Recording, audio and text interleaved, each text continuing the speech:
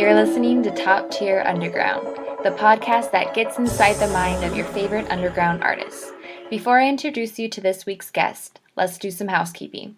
Top Tier Underground is brought to you with the help of Kevin Gear Graphic Design. Kevin Gear Graphic Design is a Boise-based company that helps us look fly in our marketing materials. He's a good one to check out if you are in need of anything graphic related.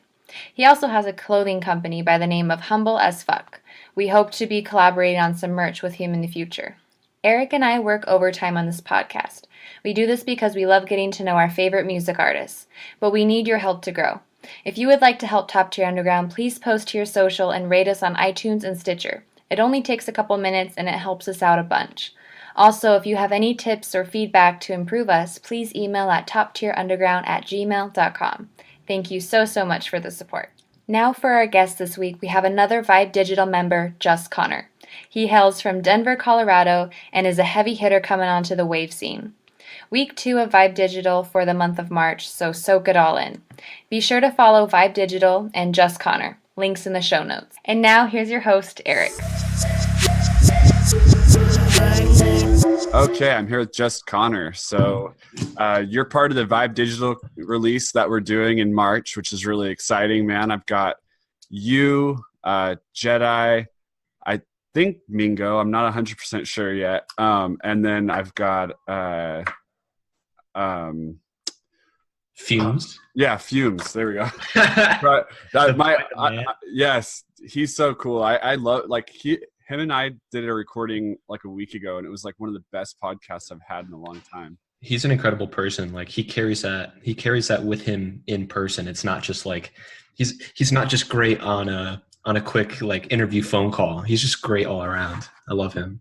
Yeah, that's awesome, man. It's really cool. Like I love the passion that he has for you guys' little collective that you guys got going on. It's so cool to see, you know, and I'm really stoked to be working with you guys on this like month release, because this is like the first time where I'm working with a label to try to like, you know, kind of cross promote. And I think it's dope, and I'm sure everybody else appreciates it, but I appreciate you having me on too. Yeah, it's cool to meet you. So so let's talk a little bit about your history, man. What got you into music? And I know that you just moved over to Colorado, but tell me a little bit about how you got started in New York and music and stuff. I'm from New York, born and raised originally. The area that I grew up in was surrounded by colleges. So I went to a local college, and there was 3 or 4 other colleges around me.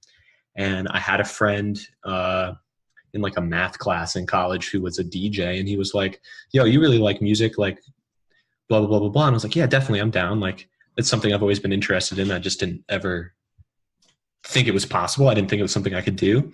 So I started playing college parties. Played tons and tons of college parties. My first gig ever was at a hookah bar. Nice. You know, and I played a bunch of parties. And the whole time I was fighting against this, like, I guess it's like an egotistical battle between playing what you know people want to hear and playing what you want to hear. Yeah. And I reached a point where I was like, fuck it, like I just want to play my own music. I had always wanted to make music. In middle school and high school, I had, you know, dabbled with FL Studio and just never really took it seriously. Sure. And I reached a point where I was like, all right, like I'm gonna try my hardest not to swear, but if I get passionate, it's gonna come out. You'll have to forgive me. You can hit the bleep button on me. You can definitely swear as much as you want. And I'm sure I will as well. So this isn't gonna be broadcast on PBS or anything. Don't worry. That would be cool if you can make it happen. I'll try. So I said, fuck this shit. Like I'm playing all these other people's tracks out. I want to play my own tracks out. And I did a little research to figure out what DAW my favorite producers were using. Sure. And went over to Ableton, and that was that. Nice. So that's cool, man. I mean, what's the scene like in New York? Because when I've been there a few times, it's always been pretty drum and bassy, you know? That's a tough question. Because New York, as in New York City, and New York as in everywhere else in the state but New York City, 2 vastly different like cultural climates. Right. In the city, anything goes. 100% anything goes. And anybody who's interested enough or passionate enough to make something happen can make it happen. But upstate, and I say upstate, but I mean literally 10 minutes above Manhattan, all the way up, all the way to Canada. Dubstep is pretty big in like the college age range. House and techno are pretty popular in Manhattan, and then because it's New York, there's like a pretty big like indie scene for people that can play instruments and sing, you know? Yeah. So I didn't grow up around a lot of electronic music. A lot of my inspirations come from local indie bands, kids I went to high school with, kids I went to college with, people that are just so unbelievably talented. Yeah.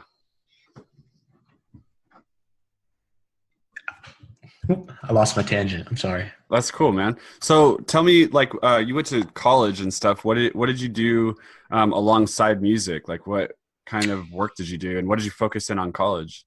Oh man, this. No, I originally started in a business major and ended up going for a more general degree because I had taken in my first 2 semesters, I took everything I would have needed for any degree. And then all I had were like not the extracurriculars, but what's the word? When you can choose your own class. I don't know. Elective. Oh, there it is. Oh, there you go. So I had a ton of electives, and I took all kinds of wild shit. Like what? What's the weirdest elective you ever took?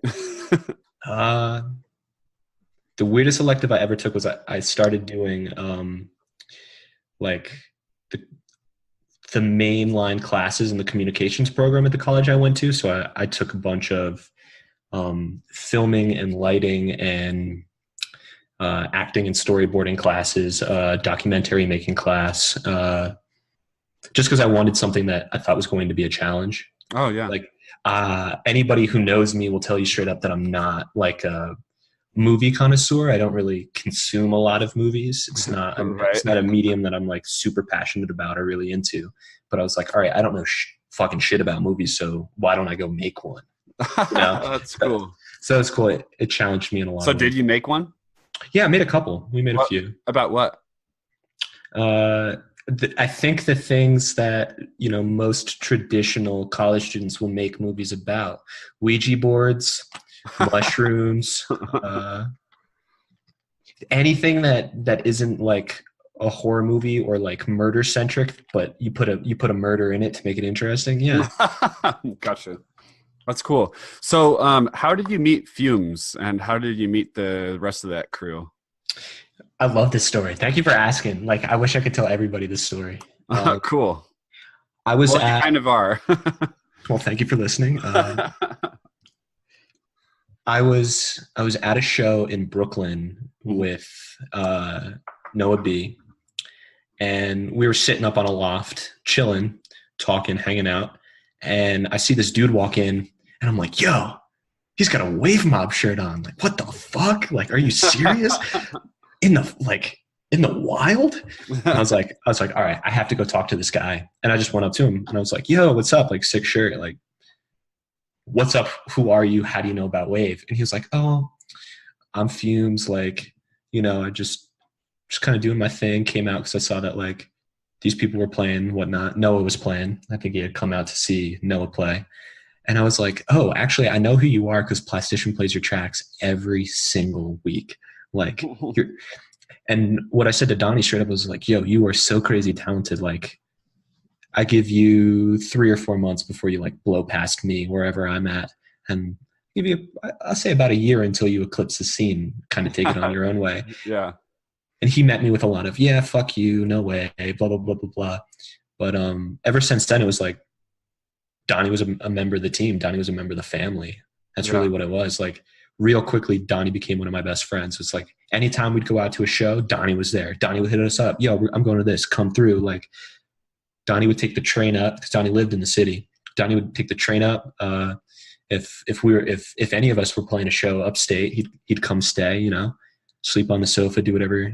And we made a couple songs, and Donnie comes across as like an incredibly passionate person, but more so than that, he's incredibly genuine, and there's no doubt about it.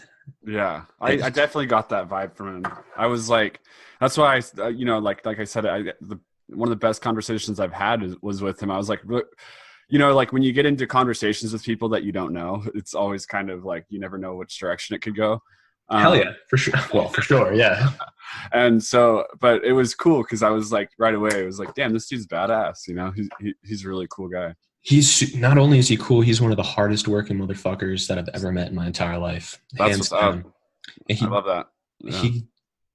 He's doing it because he genuinely, passionately, truly loves to do it and wants to do it. Yeah. And I think that that's what's going to make him succeed, you know, above anybody else.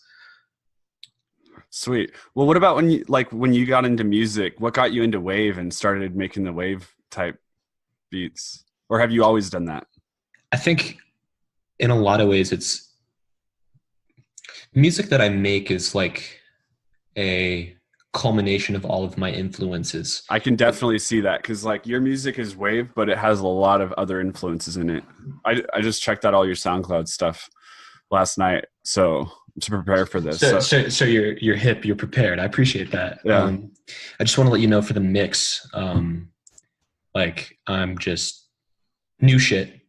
Cool. I hope you're ready to hear something different. I'm definitely ready. I'm ready for that. Yeah. The wave stuff is just, I've always been more of a maximalist producer, and I'm always trying to figure out where I can cram in an additional, can I put an extra melody here or harmonize with this, or, you know, another like hi-hat roll here. And I love bright and pretty sounds. And I'm kind of an emotional dude. So you combine all of that and you get a lot of my earlier wavy stuff. Yeah. I think it was bound to happen, just whether there was a name on it or not. It's right. just naturally what came out. It was, I think, some sort of really, really fortunate luck that there happened to be like-minded people kind of going about it in the same way at the same time. Straight up. That's cool. So what kind of VSTs do you use, or are you using just Operator? No, I'm in love with Serum. Okay. I've been spending really, really trying to get my fucking chops up with Serum. Oh, sorry, my alarm's going off. I don't know where that is. Hang on just a second. Let me fix that.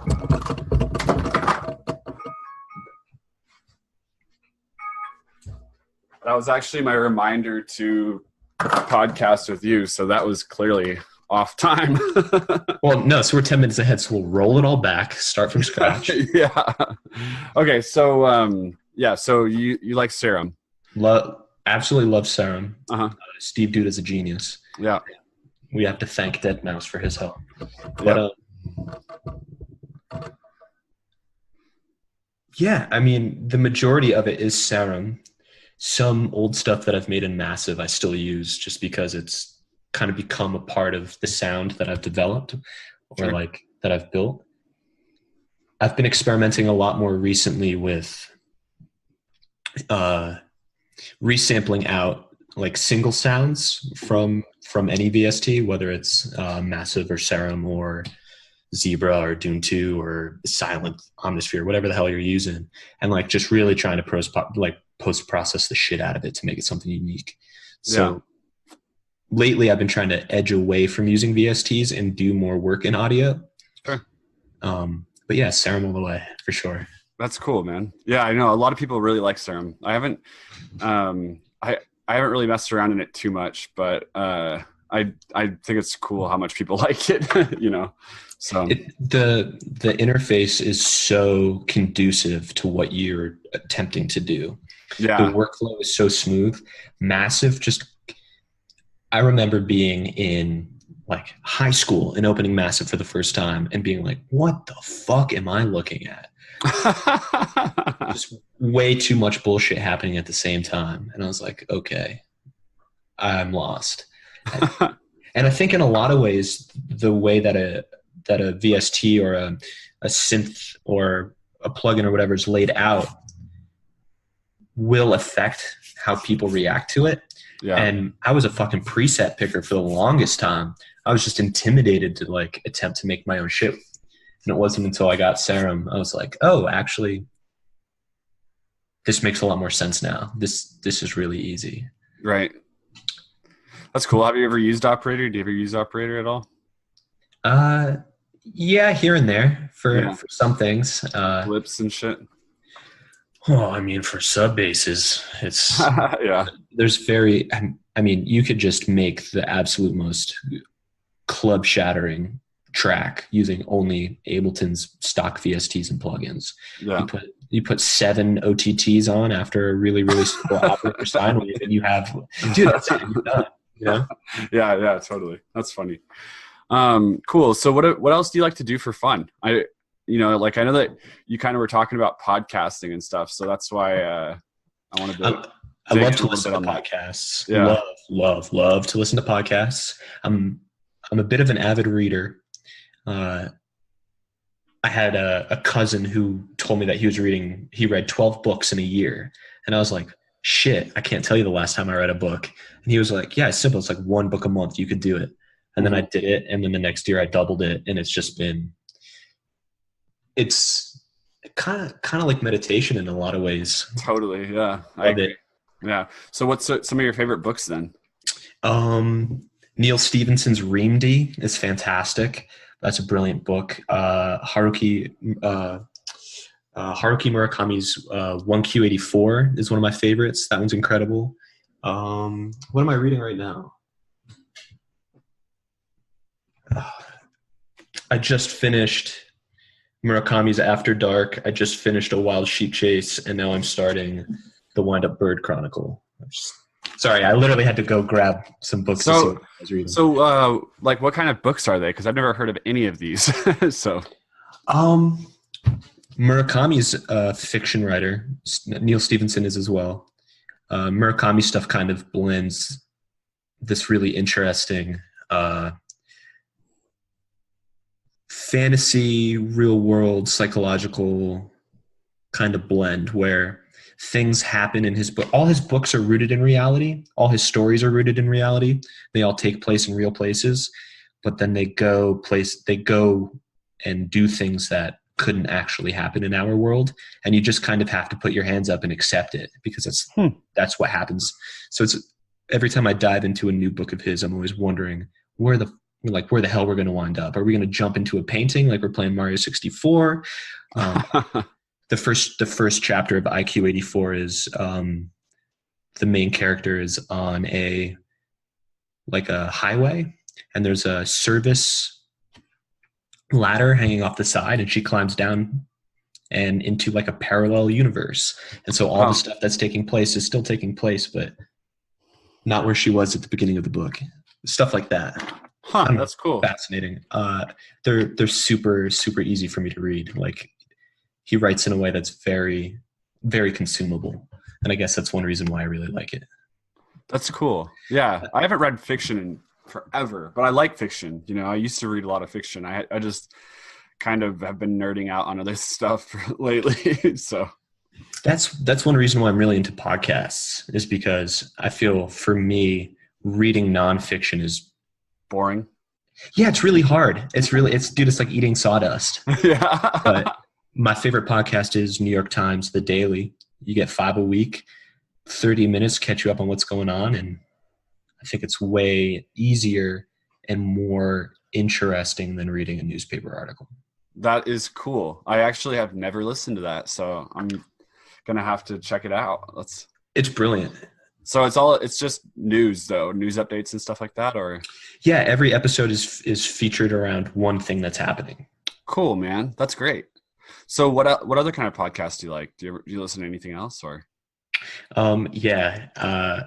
I loved Alice Isn't Dead. That's a non, or actually no, it's a fiction podcast.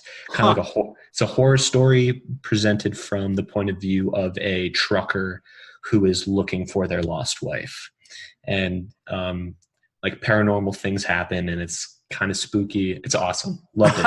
Cool. Yeah, I'm all over the place with podcasts too. People using podcasting as a medium to share stories versus sharing them like written like a book is super, super fascinating to me. So I've been really into that. Do you like true crime? Well, true crime, like real crime? No, like, crime's bad, bro. Like true crime stories though, like there's a podcast called True Crime Garage that I listen to. That's why I was wondering, because it's just like every episode is a murder case or an unsolved case. Ooh, and it is the way that they do it is this is so far outside of music, but whatever. So the way that they do it though is just so unique. And I guess it kind of is irrelevant because the guy that hosts it, one of the hosts, does all of his own production in it. And so every single show he has like different themes to it and stuff where he produces, and he's actually really talented. Some of them are subpar, but most of them are pretty good. But every week he features a different case, and some of them are just like cases. It's cool. Like what I like about podcasts, especially like themed podcasts, is that like for example with true crime, it's like you don't have the time to go and research a case, and why the fuck do you want to? Like unless like you're a hardcore true crime addict and like you want to like solve a fucking murder or something, like that most people don't have time to just sit in front of their computer and like, oh, I wonder how this girl in Wisconsin was killed, and like it's just like that's a weird thing to do.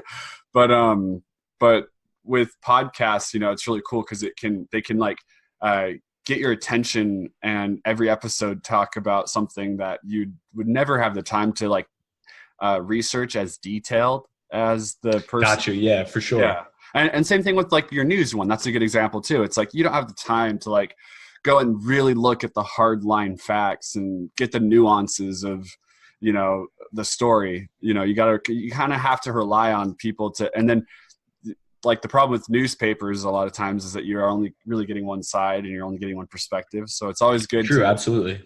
So I don't know about the daily, but is that kind of nuanced? Do they talk about it kind of objectively rather than all news has a slant to it? So yes, that's true. Absolutely. The New York Times absolutely has their slant. That's true. I don't think you can find an unbiased news medium. Man, that'd be so cool. Someday you will be able to. It'd be really dry, and I don't think people would want to read it. Right. That's true because it's kind of appealing to emotion.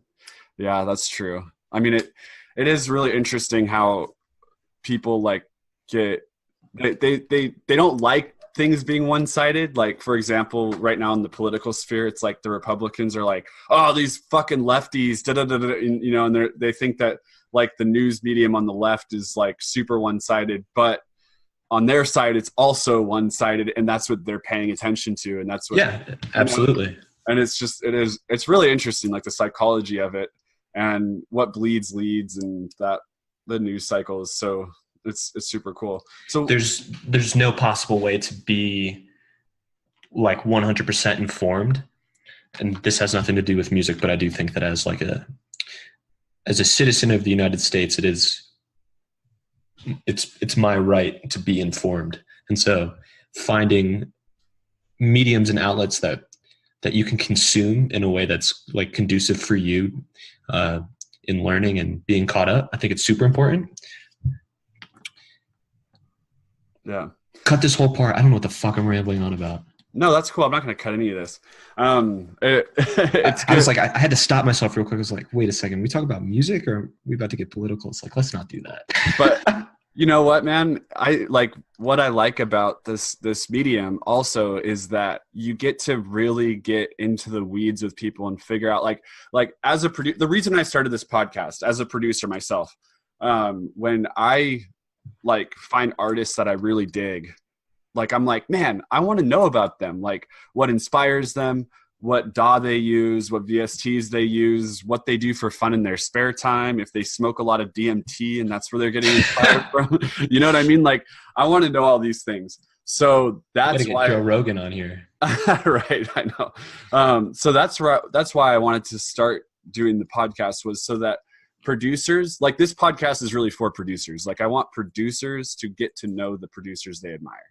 For sure, definitely. So it's like, even though this is a long way of explaining why we got off in the weeds, it's good for your fan base to know these things, because, you know, it's interesting. It's cool to know. And like, obviously you're a bright guy, and it's a lot of people, like, man, right now in not right now, always in the music scene, it's pretty rare that you find someone that does care about, like, the direction of the country and stuff like that, because a lot of times in the music scene, it's very woo-woo, and it's very like, we're going to save the earth and all this stuff, but there's no plan or action of taking it and how to do that, you know? Right. So it's cool to meet producers that people can be like, oh, because, dude, you're going to inspire someone possibly to be like, okay, well, Just.Connor, the guy that I likes this. Maybe I should start listening to the Daily and get caught up on.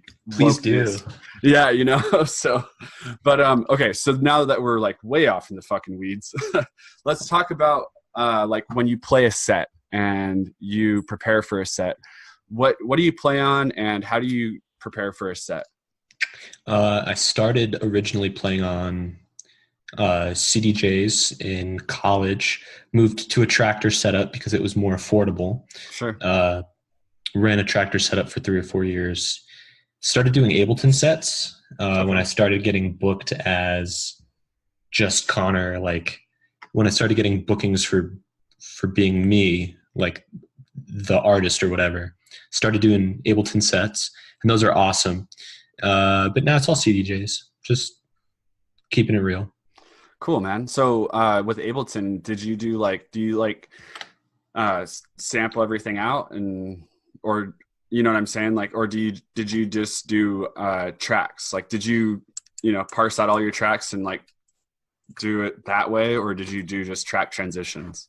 It depends completely. One of the things that I think is really, really like amazing about Ableton is its power and the ability for it to be a live tool. Like, it's Ableton Live, right?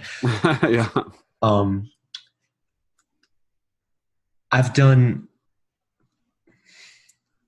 no more than a handful of quote live sets where I'm triggering drums and melodies and building tracks up while like playing melodies on the keyboard and doing it that way. But if I'm playing a club set or like playing at the bar or whatever, I'm just doing track transitions. Okay, cool. Treating it as if it was a set of CDJs, you know. Or do you play off like an APC 40 or? Yeah, I had the box here. I just put it away. Yeah, yeah. One of the Ableton APCs. Nice, that's cool. So, but now you kind of play on CDJs, and what's it like in Colorado where you're at? Have you been playing out there at all? Do you know the guys in the scene over there at all? Not yet. It's really been a period of adjustment for me, just trying to make sure that when I land on my feet out here. Yeah. I've gone to a bunch of shows, been to basically every club 2 or 3 times already, just trying to figure out what people are into out here. Yeah. In a lot of ways, it's been like this fascinating learning experience for me, because I'm taking the time and I'm having this opportunity to be exposed to sounds and like styles that I was never exposed to living in New York. Mm-hmm. And that could come across as being a little short-minded. I'm sure it's there if I had looked for it, but I didn't know it existed at the time. I don't know. I kind of agree with you, man. The West Coast is definitely like submersed into different styles and stuff. It's like you're not the only person that feels that way. You know what I mean? Like, the West Coast area has so many different, like, it's just, I mean, not to sound like a dick, but I have definitely been to the East Coast and spent a lot of time over there, and the music scene is not nearly as popping as it is over here. Oh, for sure. Definitely. You know? So it's something that I definitely can see where you're coming from on that. Because it's so popping over here, there's like weeklies all over the place. You know, you could find 5 different weeklies in Boulder, probably. Like, I don't know for sure, but I'm just I'm just saying, like, I know that, like, when we were living in Boise, like, my wife and I threw a weekly. We had friends that threw a weekly, and, like, you know what I mean? Like, there was, like, just in my, like, tiny ass town of Boise, there was a bunch of weeklies. So it's That's like, sick. and that's just in Boise, you know? So there's, and like, whereas like New York, I mean, there's a lot of drum and bass and stuff like that I saw over there, but the variance wasn't quite as broad of a spectrum of music, you know? So It feels like a lot of the time that people just want to go out to hear the things that they already know. right. Like, New York's cool because there's a fairly wide range of radio stations, but when you go out, you just hear the same top 40s from whatever station, you know, whether you're listening to 97.9 or you're listening to K104 or whatever you're tuned into. It's like the top 40 tracks that they play there is what they're playing at the club. And it's like, well, right. not a lot of bass heavy stuff in Yeah. that regard, at least. Very rarely any underground stuff. So Yeah. out here, it seems like, at least for the modicum of time I've been here, Yeah. that there's a fairly large representation of underground sound, or there isn't a single word for it, but things that just aren't played on the radio, you know? Yeah. So, have you been to any West Coast festivals at all? No, I actually only ever went to my first festival last summer. What was it? Spring Awakening in Chicago. Okay, cool. Well, man, that's going to be potentially a huge new thing for you, because like there's so many fucking festivals over here. For It's sure. crazy. So, and there's some really good ones in Colorado too. Like what? Arise is really good. Have you ever heard of Arise? I have. Yeah, that one's.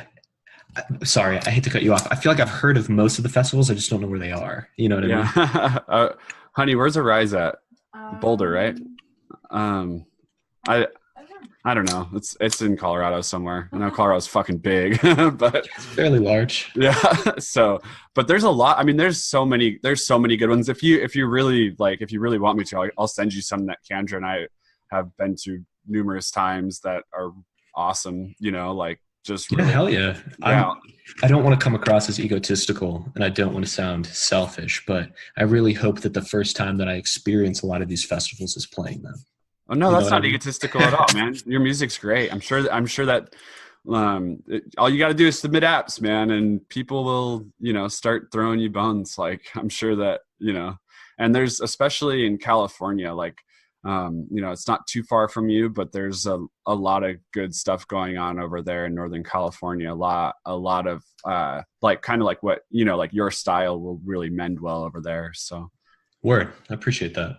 yeah. So do you have any future bookings or anything that you got going on, or? Nothing right now. The last 2 years have been pretty incredible. It's been at least a show a month nonstop for like 24 months, plus online shows and radio shows and all that.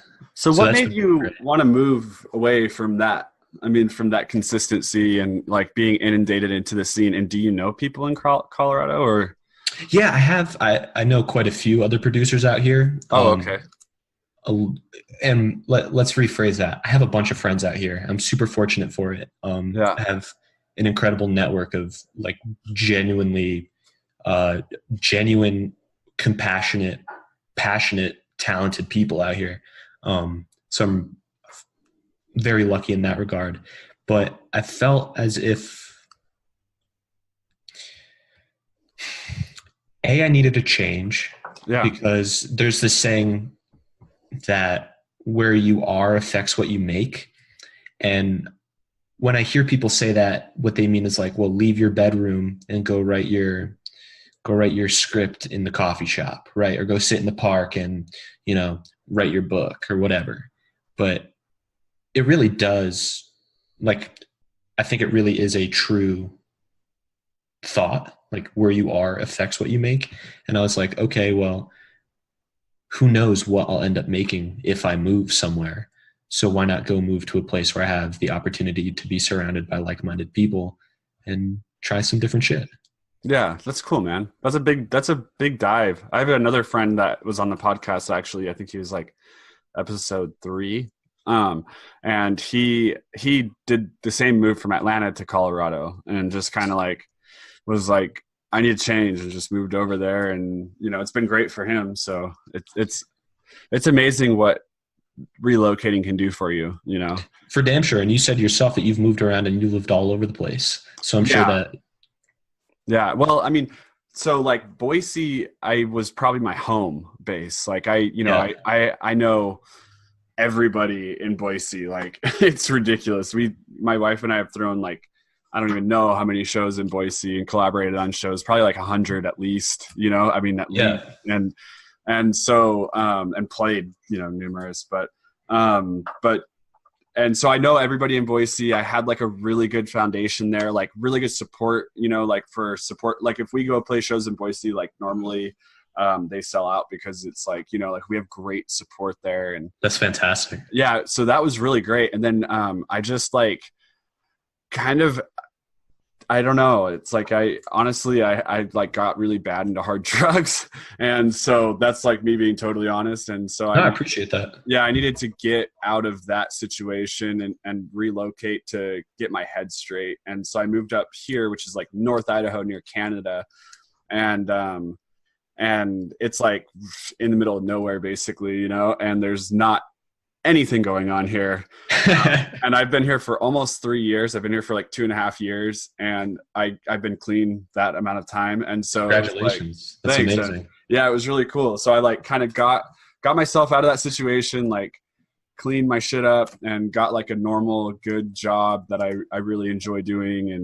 And but then I started to like slowly really miss music because I like pulled myself out of music completely. You know, like cold turkey. Yeah, like it was just like I went from like we were playing shows like every weekend, traveling and doing all this stuff, and then all of a sudden, I was like, I need to stop. I need to get out of this because I was like really bad into shit. So we moved up here, and then I canceled a bunch of bookings that we had, and just like literally like turned off my social media accounts, turned off my phones, like got out of it. And then slowly started to like put back the pieces of my life. And now I'm like doing this, which is really cool because I'm reconnecting with a lot of people that I know, like a lot of artists and a lot of promoters, and able to kind of like do something that's not just for myself, and also like be still involved musically. You know what I'm saying? Like, absolutely. Yeah. So it's been really cool to like kind of like start this little vision, I guess, and like we'll see where it goes, you know. I mean, you've had a pretty good roster of people on the show already. Thanks. So yeah, and I, you know, like and it's really for me, and I don't know, like I just really want to figure out a way where we can get the best of the underground artists, like with Vibe.digital, for example. Like I just love what's going on with the wave scene. I love like the label. I love Brett. I love all of it. So I want to be able to like just kind of like be able to lift it up and give voice to the artist, and hopefully people through conversations like this will be able to, you know what I mean, like kind of get to know the artist. And for sure. Yeah, because it does, like I said earlier, it kind of does a lot for me to get to know an artist that I like, and I'm sure other producers will agree with that, and or fans that don't produce, just fans, you know. Yeah, I don't know anything about having fans, but what I whatever, man. But what what I will say is, I think truly the best part about being in the wave scene, being a member of the community, is the ability to have these kind of conversations with other people. Like it's the wave scene that's like led me to have this conversation with you, and like to have the opportunity to just real quick, let's chop it for 30 minutes, you know? Yeah. I think is ultimately invaluable. I'll share with you a piece of like my own wisdom. I share this every opportunity I get. I hope it doesn't come across as corny or goofy. All the homies in New York are laughing listening to this shit right now. They're like, oh, here he goes. Yeah. But I truly believe that every person that you meet has something that you can learn from them. Yeah. And that extends far, far beyond music. That's your coworker, the person at the laundromat, the random person you see on the street twice a week that you haven't said hi to? Like, like, why did your paths cross? Why do they continue to do so? And like, what do you have? Like, what can you learn from them? And at the same time, like, what do you have that you can offer to them? And I think that's one reason why the wave scene, the wave community has continued to grow in the way that it has. And why I truly do believe that it will continue to do so is because people are excited to share. People are excited to meet others that are like-minded and be like, oh, yo, do you ever do this? Like, try this shit. This is so fire. Like, yo, your shit would be so much more sick if you did this. And all of a sudden, people that are all really passionate about it together are sharing with each other and learning and all growing together as a part of it. So I don't know what the hell that you're going to learn from me, but if it's to listen to the daily and you like that's what it is. I think that's what fire. It is. Yeah, totally. No, man, I agree with you. And it's like, I was actually on, I told you I'd do another podcast, but on the other podcast that we do, I was talking to this comedian, Dan Cummins, and he also hosts a podcast called Time Suck. And it was like, we were kind of talking about that too. It's like, I don't think a lot of people get enough credit for who they are. 'Cause dude, you could be talking to the most ignorant, backwoods, redneck, Confederate flag rocking motherfucker and like disagree with him on 99.9999% of shit. But I bet there's one thing in there that you could learn from him if you just keep your ears open. And we're not that different. You know what I mean? Like, it's like humans are just not different. We're all the same. Like, the ideologies differ, but humans are the same. Yeah. And with knowledge, if we really get knowledge, then the ideologies will stop, because how can you be so confined into one basic bitch thing when, you know what I mean? When you start to really understand how nuanced the world is, like, it's really easy to get stuck into your group when. Yeah, for sure. It's a choice though. In the same way that laying the foundation or setting up the routine and working towards anything is a choice. Like, you can decide to be closed-minded and just be like, like, that wave shit's whack, or that dubstep shit's whack, or pop is whack. Or at the same time, you can have that mindset applied to a political or socioeconomic thought process, right? But it's the people that are like, no, actually, like, I want to learn about it. Those are the people that excel. I think being closed-minded is a curse. Yeah.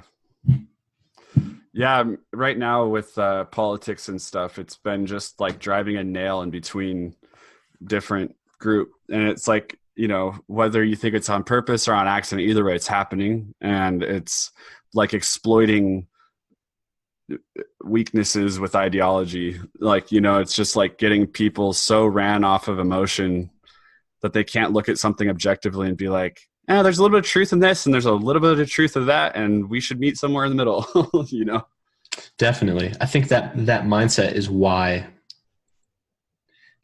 our little, like, underground music groups are really popping off, because there's a little bit of truth in this and a little bit of truth in that. And with Wave, it was a little bit of truth in the Reese bass and a little bit of truth in the trap drums. You pick the little truths out, and it makes something that's really genuine and something that people can really relate to. So yeah, I agree, man. It's cool. And like, another thing I like about the music scene is that it's just a kind of an escape from all that other stuff. It's like, until you're in too deep, like Simple Plan, bro. Yeah. So cool. Well, why don't you tell people where they can find you? I am Just.Connor on Spotify, Just.Connor NYC on SoundCloud, Twitter /JustBConnor, Instagram.com/ConDonaldson.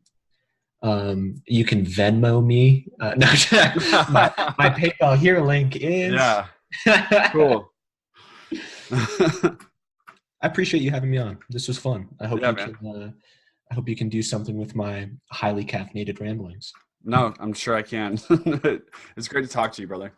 Great to talk to you too. If you're going to catch the Super Bowl later, I hope your team wins. Yeah, I'm probably not, but I hope yours does too. But all right, man. Well, it's good talking to you, and I will talk to the boys, and we'll figure out a release date for everything. I think it's gonna be in March, but cool. And I'll see your ass next time I'm in Boise. All right. Well, maybe if I'm there. I'll see you later, man. Later.